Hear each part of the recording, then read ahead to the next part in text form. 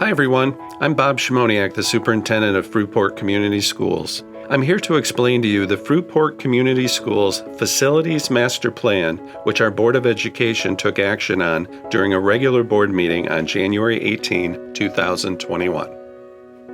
In 2014, the Board of Education asked me to assemble a District Facilities Committee that would recommend action to address the needs of our district's school buildings.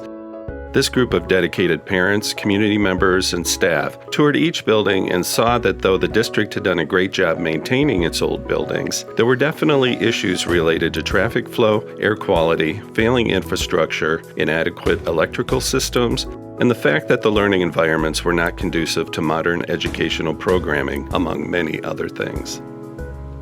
They then decided it was time to begin a replacement schedule for our buildings. These individuals wanted Fruitport to be a shining star on the lakeshore, realizing that having state-of-the-art facilities would not only improve education for our students, but also make us a destination district in this age of school choice. Before I dive deeper into the Facilities Master Plan, here's a rundown of our school buildings and their ages. First, we have Edgewood Elementary, that was originally constructed in 1950 and has been added on to multiple times over the years, creating a school that is about a quarter of a mile long and very difficult to manage and maintain. It has many infrastructure concerns along with significant traffic flow issues.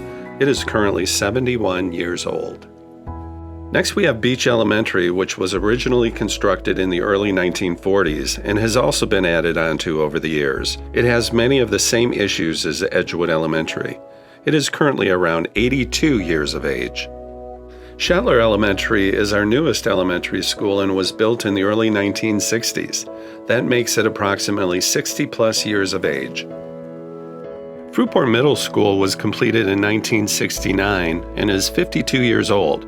I should note that the middle school has a pool, which fell into significant disrepair a few years ago due to its age. More on that in a minute. Finally, we have Fruitport High School, which was built in the early 1950s, but as you know, is currently undergoing major renovations and additions, which will result in a state-of-the-art school building, and when complete, will be one of the finest school buildings in West Michigan. Getting back to the Facilities Committee, when they realized we needed to start replacing our buildings, they decided to start with Fruitport High School because it was the flagship of the district and would impact the most students. So on November 4th, 2016, the community passed a bond issue to address the needs of that building. The bond generated $52 million, of which $48 million were dedicated to the high school project. And the remaining $4 million would address other needs across the district, including boiler replacement, failing water pipe replacement, a new elevator in the middle school, and much more. In order to generate the $52 million for this bond issue, the community approved a 3.9 mil increase, which put our overall millage rate at 6.9 mils. Even with this increase, we still have one of the lowest millage rates for bond debt in West Michigan. Now that we are at that millage rate, we worked with our financial advisor to structure our bond debt so that the district could ask the community for another bond issue every 10 years to replace the next building in the replacement schedule at no increase to the millage rate, keeping it at 6.9 mils.